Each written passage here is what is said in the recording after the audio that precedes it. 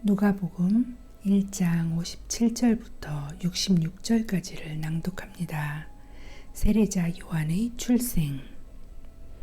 해산할 날이 이르러 엘리사벳은 아들을 낳았습니다. 이웃 사람들과 친척들은 주께서 엘리사벳에게 큰 은혜를 베푸신 것을 듣고 함께 기뻐하였습니다. 이 사람들은 아이가 태어난 지 8일째 되는 날에 아이에게 할례를 하려고 왔습니다. 이들은 아버지의 이름을 따서 아이의 이름을 사가랴라고 지으려고 하였습니다. 그러자 아기 어머니가 말했습니다. 안 됩니다. 요한이라고 지어야 합니다. 사람들이 엘리사벳에게 말했습니다. 하지만 당신 가문 중에 그런 이름을 가진 사람은 하나도 없어요. 사람들은 아버지인 사가랴에게 손짓을 하여 아이의 이름을 무엇이라고 짓기 원하는지 물었습니다. 그러자 사가랴는 쓸 것을 달라고 하여 아기 이름은 요한이라고 썼습니다. 이를 본 사람들이 모두 이상히 여겼습니다.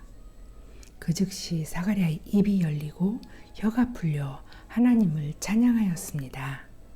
주변에 있는 사람들이 모두 두려워하였고 이 모든 이야기는 유대 온 산골에 전해졌습니다.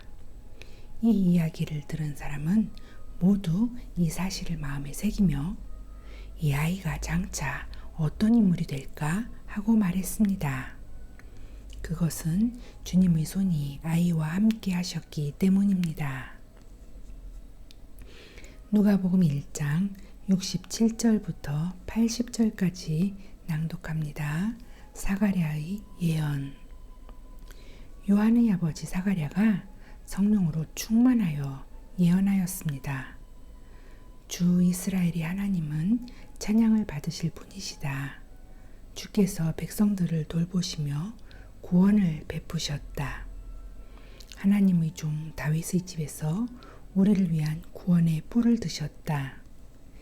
옛날 거룩한 예언자의 입으로 말씀하셨다. 우리를 원수에게서 구원하시고 우리를 미워하는 모든 사람의 손에서 건져내셨다.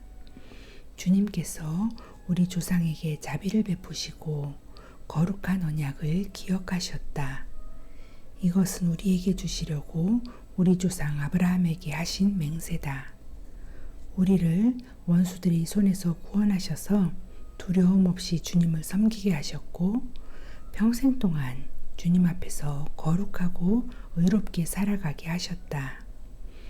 아기야, 너는 가장 높으신 분의 예언자로 불릴 것이다. 내가 주님보다 앞서가며 주님의 길을 준비할 것이다.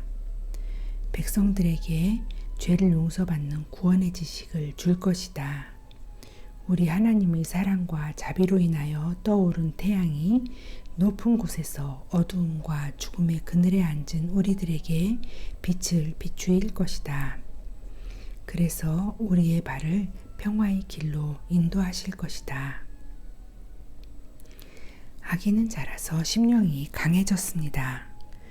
요한은 이스라엘 백성 앞에 나타나는 날까지 광야에서 살았습니다.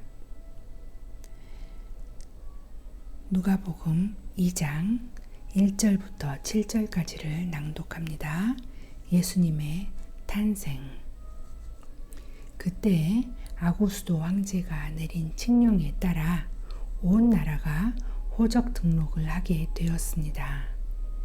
이것은 구레뇨가 시리아의 총독으로 있을 때 행한 첫 번째 호적 등록이었습니다.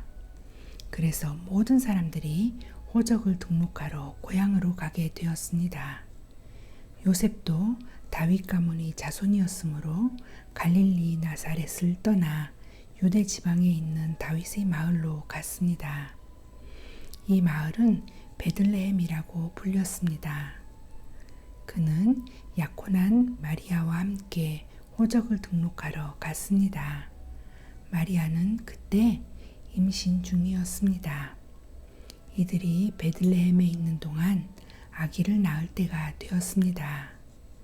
마리아는 마곡간에서 첫 아들을 낳아 포대기에 싸서 고요에 눕혀 두었습니다. 그것은 여관에 이들이 들어갈 빈 방이 없었기 때문입니다. 오늘은 누가복음 1장 57절부터 2장 7절까지를 낭독하였습니다.